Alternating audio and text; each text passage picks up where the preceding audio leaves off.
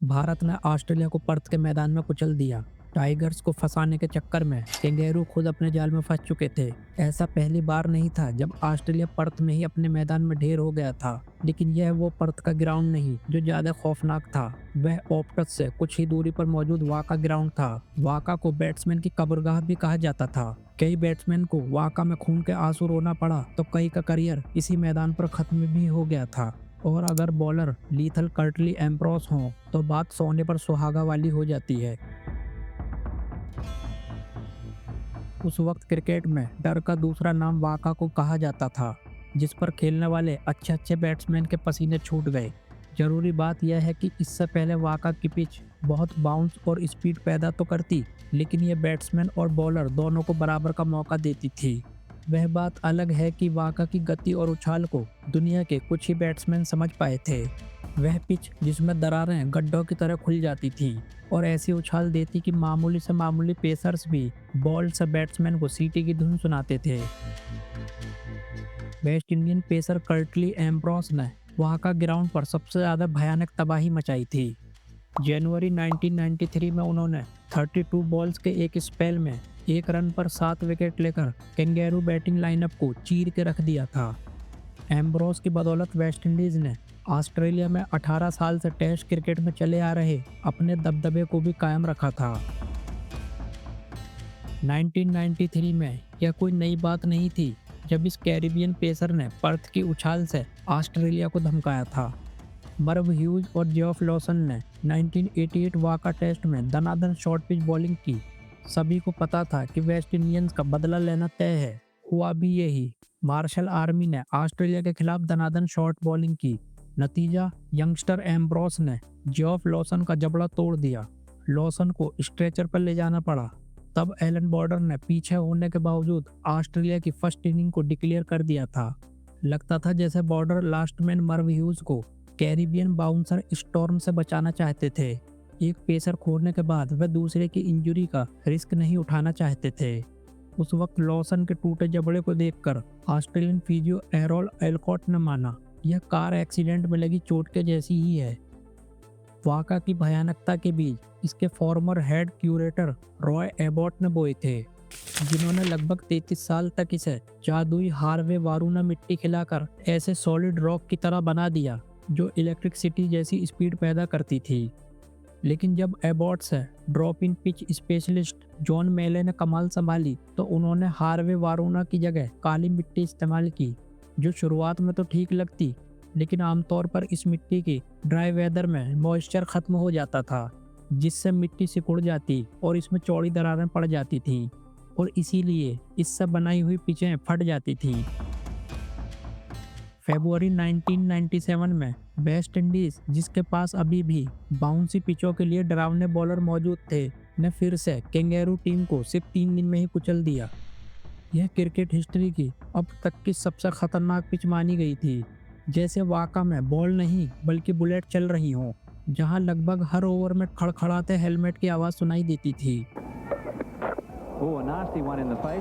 कुडलैंड spot पर मौजूद 1 centimetre चौड़ा क्रैक था। लीथल एम्ब्रोस लगातार उस क्रैक पर अटैक करते रहे और कोई भी इससे बच नहीं सकता था। डॉन ब्रैडमैन भी होते तो शायद वह भी नहीं। बाकी का काम वाल्श और बिशप ने किया और ऑस्ट्रेलिया को उसी के घर में हराकर गदर मचाया। उस वक्त वेस्ट इंडीज ने इस ग्राउंड पर अपना बेहतरीन रिकॉर्ड कायम रखा। मैच के सिर्फ तीसरे दिन ही पिच मुंह फाड़े पड़ी थी। त्रिनिदाद के कमेंटेटर फजीर मोहम्मद का हाथ क्रैक के अंदर तक चला गया था। सभी बैट्समैन लकी रहे कि किसी को भी बड़ी चोट नहीं लगी थी। इसमें इतने बड़े और ज़्यादा क्रैक थे कि एम्ब्रोस का बैट इसमें फंस गया और वह रन आउट हो गए थे।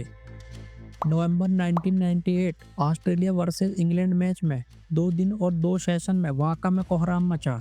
607 रनों पर 33 विकेट का गिरना और 68 का हाईएस्ट इंडिविजुअल स्कोर इसकी कहानी खुद बयान कर रहा है। नवंबर 2000 में अनसेफ पिच की वजह से म्यूचुअल कप का मैच अचानक रद्द करना पड़ा। वेस्टर्न ऑस्ट्रेलिया और क्वींसलैंड के बीच खेले गए मैच में सिर्फ 5 ओवर्स बाद बैटिंग टीम ने सरेंडर कर दिया और यह माना कि पिच बैट्समैन की जान भी ले सकती है। 1981 में अपने होम ग्राउंड पर टेनिस लिली ने टेरी एल्डरमैन के साथ मिलकर पाकिस्तान को 62 रनों पर लुढ़का दिया, जो कि इस ग्राउंड का आज तक भी लोवेस्ट स्कोर है। अगर यह वीडियो आपको थोड़ी भी इंफॉर्मेटिव लग रही हो तो प्लीज़ इस वीडियो को लाइक और शेयर कर दें। ब्रैटली ने एलेक्स टूडर की आईब्रो इसी ग्राउंड पर एक एशेज टेस्ट के दौरान तोड़ी थी, जिसके बाद ट्यूडर फिर कभी इंटरनेशनल क्रिकेट में नजर नहीं आए थे।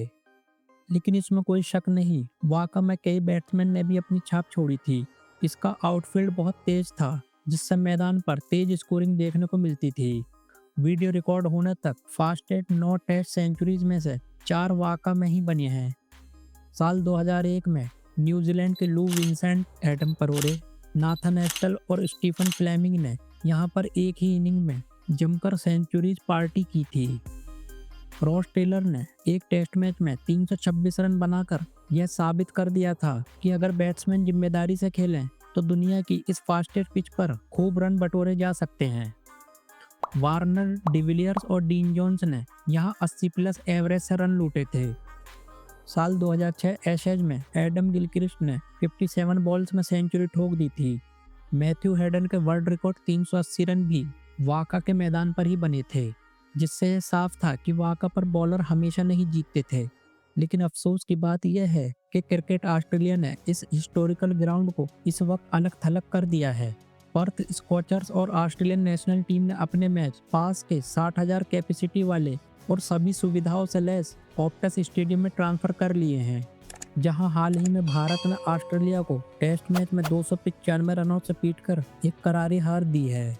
वेस्टर्न ऑस्ट्रेलिया के होम ग्राउंड वाका की सबसे बड़ी प्रॉब्लम इसकी घटती कैपेसिटी थी, क्योंकि समय समय पर हुए रिन्यूअल की वजह से इसमें दर्शकों के बैठने की जगह कम होती गई। इस ग्राउंड को कई और खेलों के लिए भी इस्तेमाल किया गया, जिसमें AFL, रग्बी और सॉकर जैसे खेल शामिल हैं, लेकिन इसको ज़्यादा फेमस क्रिकेट नहीं किया था। सितंबर 2015 में वेस्टर्न ऑस्ट्रेलिया क्रिकेट एसोसिएशन ने यह ऐलान किया कि वाका ग्राउंड एक बुटीक वेन्यू बन जाएगा, जो केवल उन देशों की मेजबानी करेगा जहां के मैचों को देखने कम भीड़ आती है।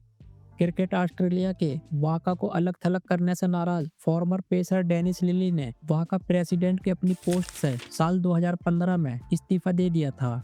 ऐसा माना जाता था कि लिली चाहते थे कि सभी बड़े इंटरनेशनल मैच ऑप्टस स्टेडियम के बजाय वाका में ही खेले जाएं, जिसके लिए क्रिकेट ऑस्ट्रेलिया बिल्कुल भी तैयार नहीं था। ऑस्ट्रेलिया ने वाका पर 44 में से 25 टेस्ट मैच जीते, यहाँ पर सिर्फ 8 टेस्ट मैच भी ड्रॉ हुए हैं। ऑस्ट्रेलिया और इंग्लैंड के बीच दिसंबर 2017 में खेला गया एशेज टेस्ट इसका आखिरी इंटरनेशनल मैच साबित हुआ। इसका पहला ICC मैच भी 1970 एशेज टेस्ट था।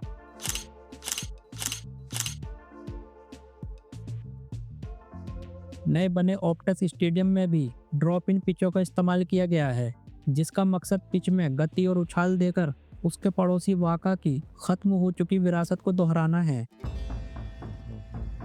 वाका जैसी कोई और टेस्ट पिच नहीं हो सकती और शायद आगे भी नहीं होगी, जो पेसर्स को आग उगलने पर मजबूर कर देती थी। इस वक्त एम्ब्रोस का फेवरेट क्रिकेट ग्राउंड वाका खून के आंसू रो रहा है और एक विरासत खत्म हो गई। वाका का पूरी तरह से खत्म होना बेहद दुखद है। गाइस, अगर आपकी इस स्टेडियम के बारे में कुछ मोमेंट्स हों तो हमें शेयर जरूर करें। क्या आप वाका ग्राउंड को फिर से क्रिकेट के नक्शे पर देखना चाहते हैं? अगर हाँ, तो हमें कमेंट्स बॉक्स में ज़रूर बताएं। साथ ही यह वीडियो आपको कैसी लगी यह भी हमें ज़रूर बताएं। अगर यह वीडियो आपको थोड़ी सी भी इंफॉर्मेटिव लगी हो तो प्लीज़ चैनल को सब्सक्राइब करके हमें अपना भरपूर प्यार दें।